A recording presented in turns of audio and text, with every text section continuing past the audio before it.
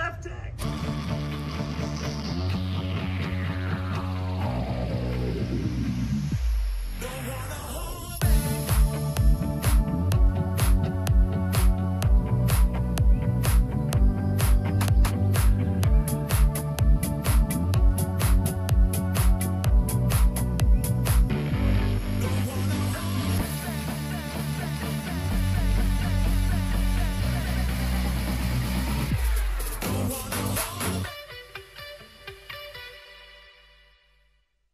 Hey everybody, and welcome to a very special edition of the Automation Village, coming to you not quite so live in the final moments of WEFTEC 2022 here at New Orleans, in Louisiana. You could actually hear them starting to tear down booths now. Now, of course, you know who I am. You know my usual show co-host, who cannot speak to us right now because it's day 3 of a trade show. She always loses her voice. But filling in at the last minute, thank you very much, is Andrew Green, the latest edition of the VTScada by Trihedral family. Welcome. Thank you. You can tell how much I've been working because my voice still works perfectly well. And his singing voice as well. So while we have you here, why don't you just tell us really briefly what you do and where you do it with the company? Yeah, absolutely. So I'm the newest regional account manager. I cover the southeastern region of the United States, Mississippi, Alabama, North Georgia, the Florida Panhandle, the state of Arkansas. I currently live in Birmingham, Alabama with my wife and 2 beautiful children. Outstanding. So we kind of threw you in the deep end here, since this is basically the beginning of your career at VTScada. Day number 8, yeah. At the biggest wastewater trade show in North America. That's right. And you absolutely swam. So what was it like drinking from the fire hose? Highly recommend it. I'm sure Trihedral had the best of intentions whenever we put this plan together. However, I think it's been a fantastic opportunity to meet customers, meet end users, meet consultants here at the trade show in the territory and outside of the territory. It's given me a lot of practice getting to demo the software and show off the features and benefits to a variety of different customers, and I think that's been great practice. Outstanding, and you did a great job. And not only are you new, this booth is new, and this video wall is new. So we'll talk a little bit about the trade show, the booth, the video wall, and the videos on it a little bit later. But first, we're going to go to news, industry news, with Keith Donaldson.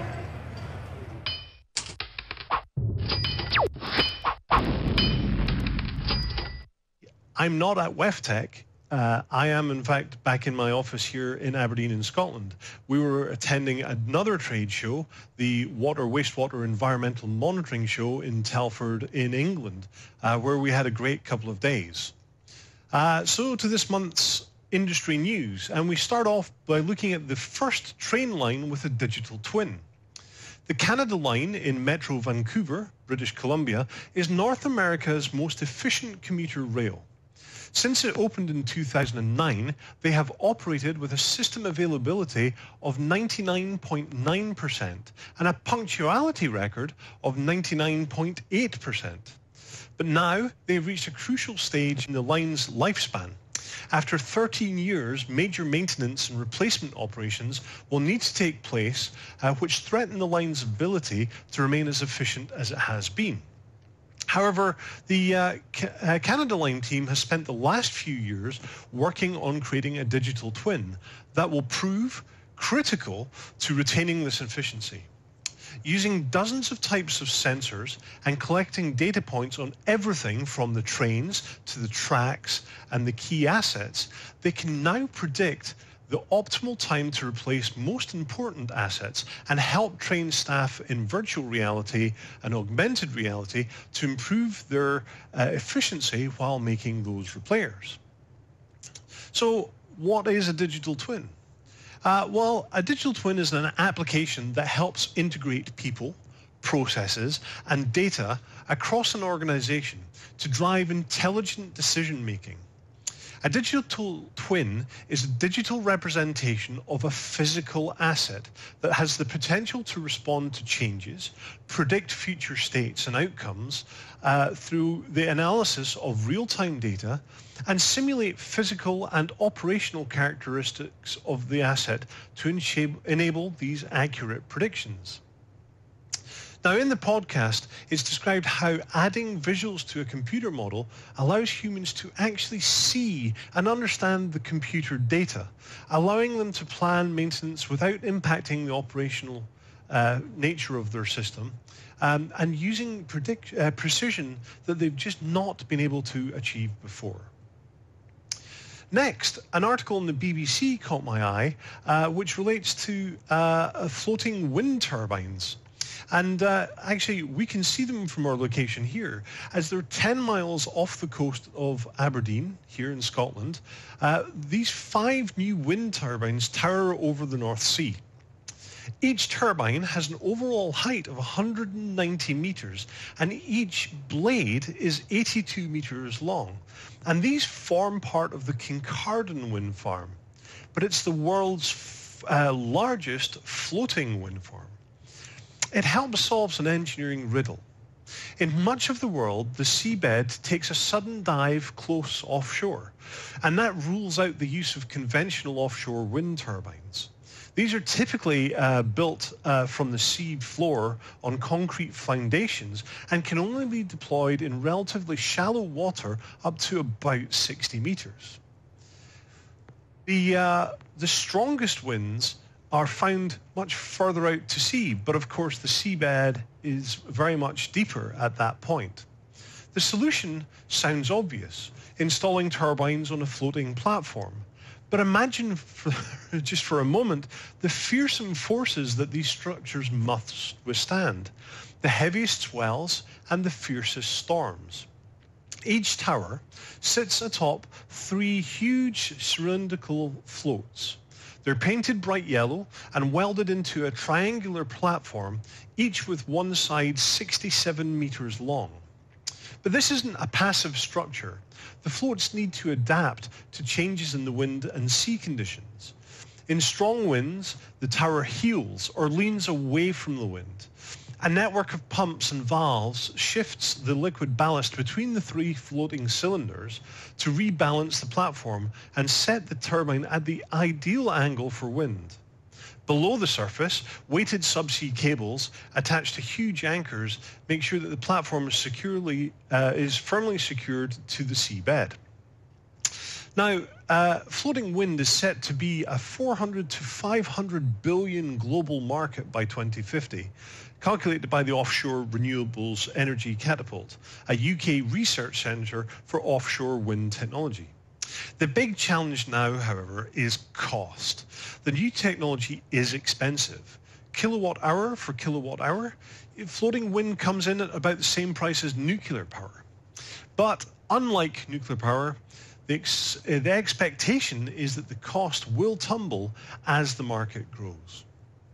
So that wraps it up for the industry news this month.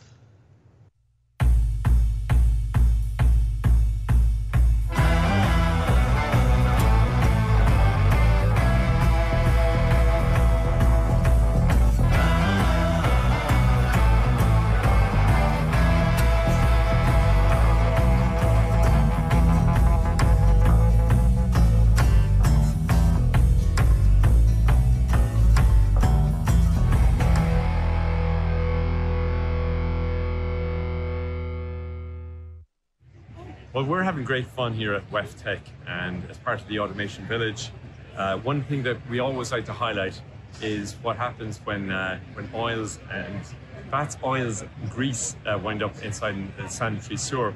So this is the cutest character ever. And what a wonderful character. I think no matter what. Is fat, soils, grease, garbage, yuck. Oh, and yuck. I got it. Yeah. Okay, so this is the yuck bit. So flushables, non-flushables. Just leave it to the stuff that'll go down and doesn't clog up pumps and all the infrastructure. I always like to bring in some groundbreaking solutions to the Automation Village, and one of the things that I think is quite phenomenal that we came across here, and it's actually with 2 friends of mine. Basically, we came up with an idea 3 years ago that we needed a resiliency of flooding issues with respect to Florida and many coastal areas. And we came up with a solution utilizing state-of-the-art level controls, utilizing the multi-smart together with the SCADA, VTScada package. City of Coral Gables is the first municipality to implement 35 systems of these, out of which we already have 14 installed. So basically, it's a NEMA 4X enclosure, which is patented by CCT and it's also UL verified that it operates underwater. We recently had Ian. It destroyed Central Florida.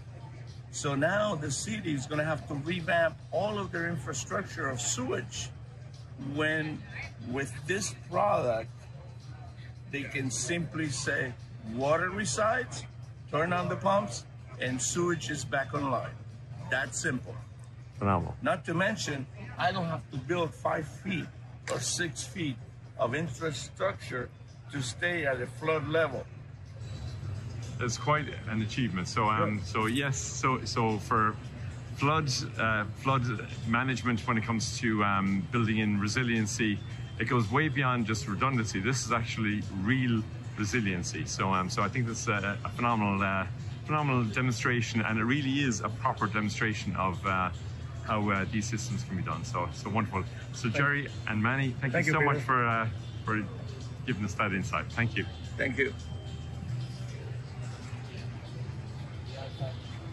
It is so fantastic to be in New Orleans, Louisiana for the 2022 WEFTEC conference. We've been now, this is our 3rd day of people coming by, 900 and some odd exhibitors, but of course ours is the best exhibitor place. We've had hundreds of people come by to talk to us and to show the VTScada software and talk about all the new features of our 12.1. I mean, it's been an incredible way to end 2022 with our national conferences. What I really want you to do is come to VTScada Fest in March and be a part of all that again. What a great way to begin our year. So WEFTEC 2022, thanks a bunch for coming, and come on back at SCADA Fest.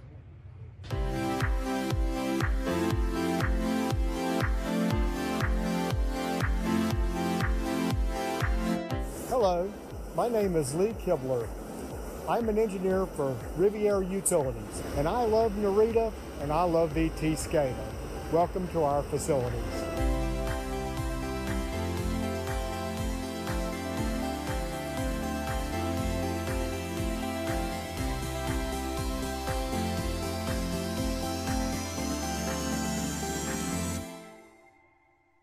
VTScada, a Trihedral engineering, has provided HMI solution for Riviera Utilities for over 20 years. We have used their award-winning software for monitoring water, wastewater, cable TV, and natural gas utilities. When we selected the innovative Narita treatment process for our $25 million wastewater treatment plant expansion, VTScada by Trihedral came to the top as a solution provider for monitoring this new state-of-the-art equipment. We utilize VTScada high-performance graphics for monitoring and trending of our equalization, our flow control, pump stations, headworks, Narita tanks, filtration, UV sterilization, and effluent reuse for our wastewater treatment plant. Secure remote alarm management, process interaction, trending, set point modification via a VPN and the Anywhere client provide our operations staff 24-hour, 365 days process visibility. This process visibility is key for protecting our local ecology, meeting our NPDES permit, discharging the best quality effluent possible at all times. VTScada is committed to customer service, innovation, and robust software that has maintained exceptional quality over the long haul.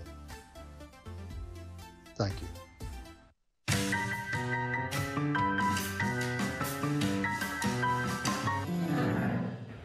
So here I am live on the convention floor.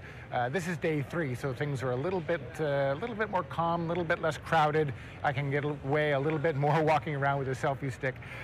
So whenever I'm walking the floor of a trade show, I'm often reminded of the same problems that people have creating good HMIs for their SCADA systems or for the process monitoring and control system, which is information overload. I mean, if you just look around, there is information everywhere, on every surface, hanging from the ceiling. It's even burned into the carpets in some places. So how do you make your message, what's most important to you, stand out? Similarly, in an HMI, once upon a time, installing every piece of I/O was expensive, was time-consuming. Every single alarm that you configured cost you something, which means that you had to make sure that when you installed them, they were the things that were important and were critical. Now, the good thing about these days is that we have so much more access to I/O. It's less expensive, easier to configure, easier to deploy. So now we have the opposite problem. We have so much data. How do we make sure that the things that are important rise to the top? And that's where we get standards like ISA 101. High performance graphics is a good example of how do you create situational awareness in a world increasingly crowded with data. Similarly with alarms, we often talk about on this show alarm management and ISA 18.2, which is the alarm management standard, which again is like, if you have nothing but critical alarms, you have no critical alarms. It's the same thing here when we were looking at designing a new booth. Do we have a giant hanging sign over top? But as you could tell, this trade show floor is full of big, shiny, hanging signs. Now, in the end, we did get a sign. We just made it red.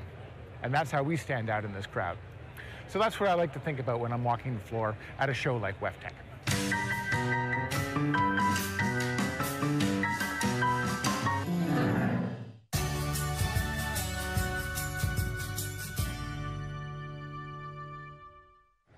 And somebody we've never had on the show before, Todd Smith, our regional account manager located in Utah.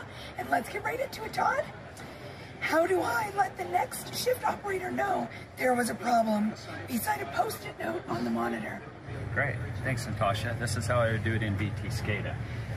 So in VTScada, just click on the information you want, and I can see right here that I had a problem and I need to add a note. So I'm going to come down here and select the system notebook and come up here and click on note, and right there I'm going to put the note in. And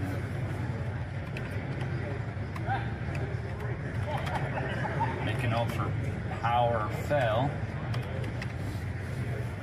and hit OK. And so now we have this note that's searchable and people can go back and see. That's how I would do it in VTScada. All right, so we've got another heavy hitter in the booth, our CTO Devraj. And the question is, I have a lot of dead space on my trend. Is there a way to bring the data into focus? Actually, there is, and that is our default option in the HDV. You can go select any individual pen being plotted, like an analog pen, and look at its settings.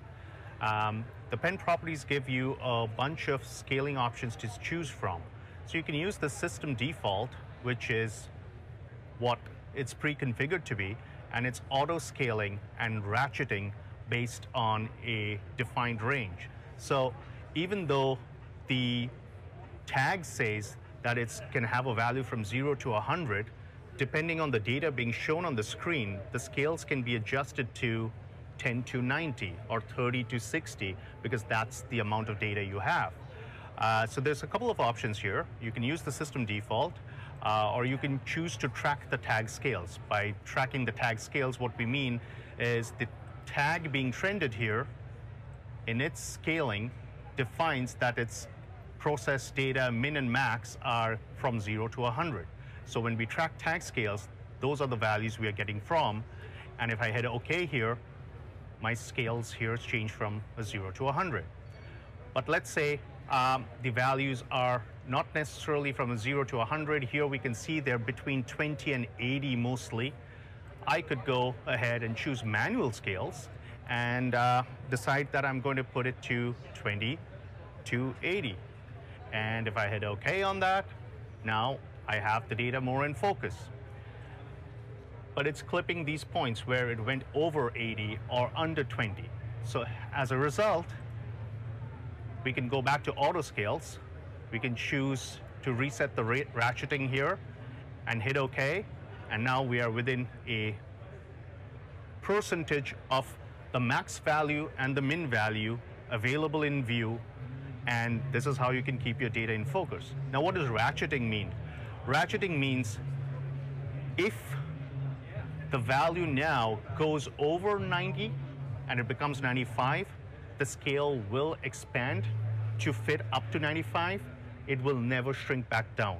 So that's what ratcheting means, and that's your choice, whether you want to have ratcheting or not. I hope that this helps answer the question. Thank you.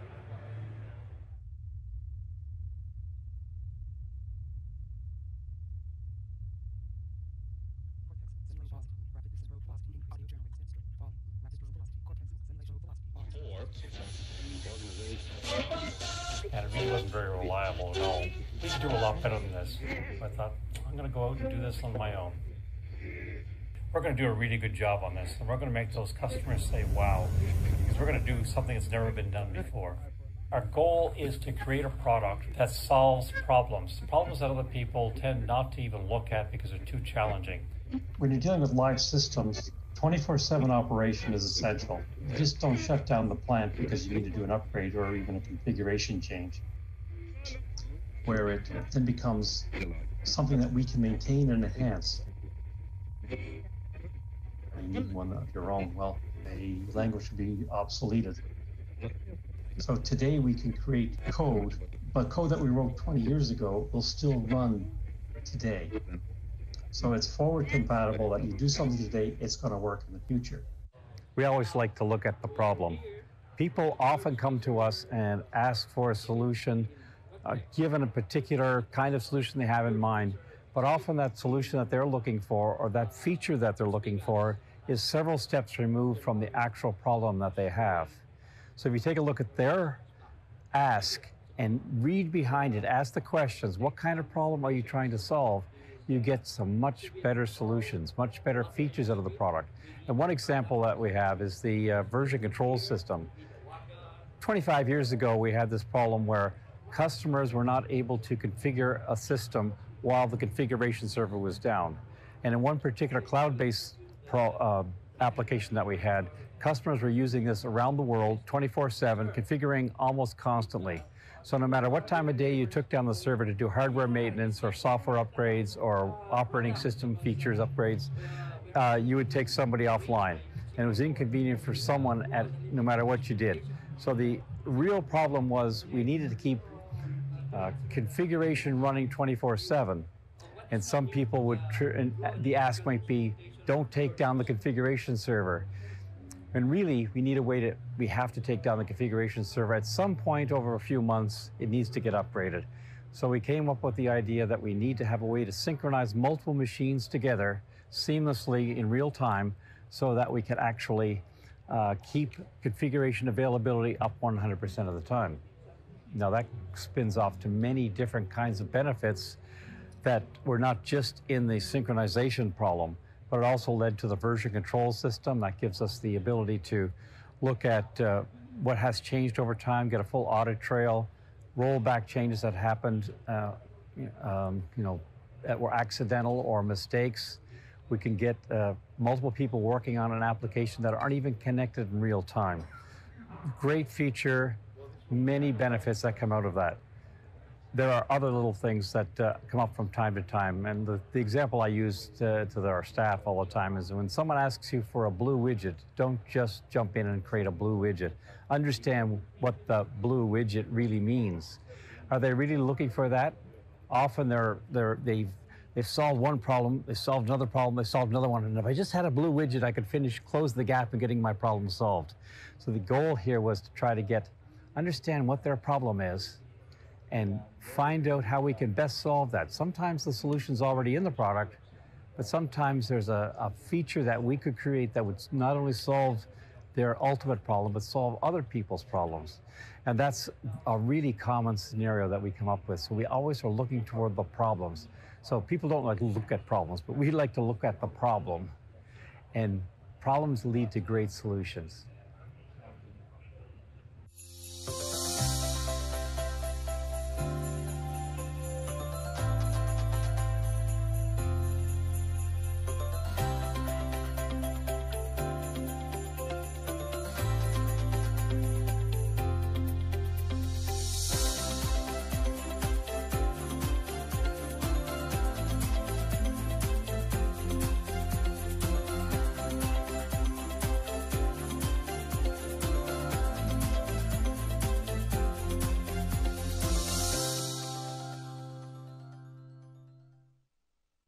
Thank you all very much for joining us on this episode, this special episode of the Automation Village. But we want to thank a few people before we go too much further. But first, Natasha's got a few words to say. And forklifts will enter the exhibit hall. Again, thanks so much for your... Thanks for attending. Well played. Took the words right out of your mouth, didn't it? Exactly. So we just want to thank, as usual, Pete Diffley, our producer, Keith Donaldson with the news. We want to thank Lee Kibler with Riviera Controls from our panel, as well as Ian Schmertzler with Dispel, and all of you for taking the time to be with us this and every month. And please, if you like the show, come back, tell a friend, and sit at your desk together and eat sandwiches and be productive and watch the Automation Village. Thanks, everybody.